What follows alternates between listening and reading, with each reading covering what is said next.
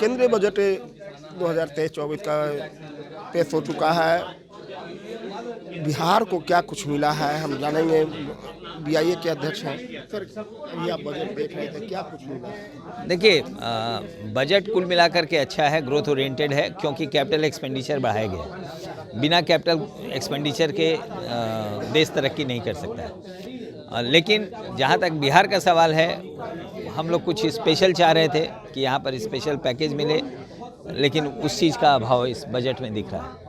Personal income tax को जो राहत दी गई है लोगों को, वो स्वागत योग्य है। ये बीआईए की डिमांड भी रही थी।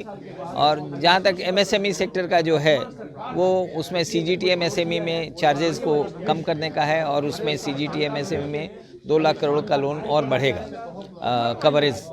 एग्रीकल्चर में लोन की अमाउंट पहले से बढ़ाई गई है। अन्य सेक्टर में भी ग्रोथ है, माने बजट से पैसा अधिक दिया गया है। तो कुल मिलाकर के ये ग्रोथ ओरिएंटेड बजट है। लेकिन जितना हम लोग बिहार के लिए चाह रहे थे, देखिए बिहार में पर कैपिटा इनकम 50,000 के करीब है। नेशनल एवरेज आज जो सीतारमन जी ने बताया कि 1,97,000 करोड़ हो गया, तो बिहार कहाँ पर है? बिहार तो बहुत पीछे हो गया। अच्छा, कृषि को लेकर भी तो देखा गया कि कृषि तो इन्होंने अच्छा फोकस किया है, मुझे लगता है, क्योंकि एग्रीकल्चर लोन या किसानों को डायरेक्ट सम्मान योजना या खाद के लिए या अन्य चीज़ों के लिए काफ़ी फंडिंग किया जा रहा है। मुझे लग रहा था कि चुनावी बजट हुआ, क्या लगता है कि बजट में अभी तो ऐसा नहीं लग रहा है कि ये चुनावी बजट है। सिर्फ आप यदि पर्सनल इनकम टैक्स को छोड़ दें तो कोई भी चीज़ चुनावी नहीं है। देखिए, ये केंद्रीय बजट है। मैं बिल्कुल इस बात से रखता हूँ कि ये केंद्रीय बजट है और सारे देश के सोच के बजट बनाई जाती है।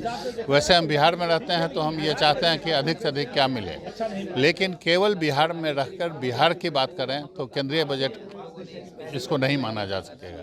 केंद्रीय बजट में जैसे इस बार अभी इन्होंने चर्चा की है कि अमृतकाल की बजट है और 25 साल को ध्यान में रखकर ये बजट बनाई गई है, तो उससे देखने से ऐसा लगता है कि पहले साल का ये बजट उनका है। एक बहुत ही अच्छा संतुलित बजट है, क्योंकि 7 प्रायोरिटी एरिया लिया गया है, जिसमें ग्रीन एनर्जी है, यूथ है, फिस्कल डिफिसिट है, इन सारे चीज़ों की चर्चा हुई है। तो मैं समझता हूँ उस हिसाब से एक अच्छी पहल है और अच्छी बजट है। स्टार्टअप के ऊपर बताया गया है कि क्या बेनिफिट मिलेगा। 50 एयरपोर्ट्स की बात की गई है, एकलव्य इंस्टीट्यूट्स की बात की, स्कूल की बात की गई है, 157 मेडिकल इंस्टीट्यूट्स की बात की गई है। तो ये सब में राज्य का भी हिस्सेदारी होगा। वो राज्य को अपना हिस्सा लेने की चेष्टा करनी होगी। अगर वो अपने हिस्सा हम ले लेंगे तो हमारे 9 से 10% की आबादी है, तो इतने मेडिकल कॉलेजेज आ जाएं, मेडिकल इंस्टीट्यूट्स आ जाएं, एकलव्य स्कूल्स आ जाएं, एयरपोर्ट्स आ जाएं। आपको 5 नए, आप ये सोच के देखें कि 5 नए एयरपोर्ट्स अगर बिहार में आ जाएं तो भूचाल नहीं आ जाएगा क्या? लेकिन वो लेना होगा। राज्य सरकार को आगे बढ़ के स्कीम बना के अपनी हिस्सेदारी लेनी होगी। अगर वो हिस्सेदारी हम ले पाए तो मैं समझता हूँ बिहार के लिए भी बहुत कुछ।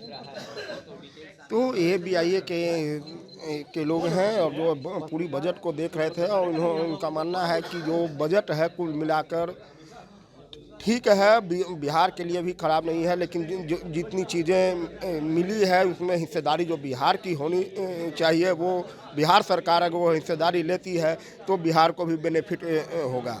क्योंकि पंकज के साथ परमानंद सिंह, एबीपी न्यूज़, पटना।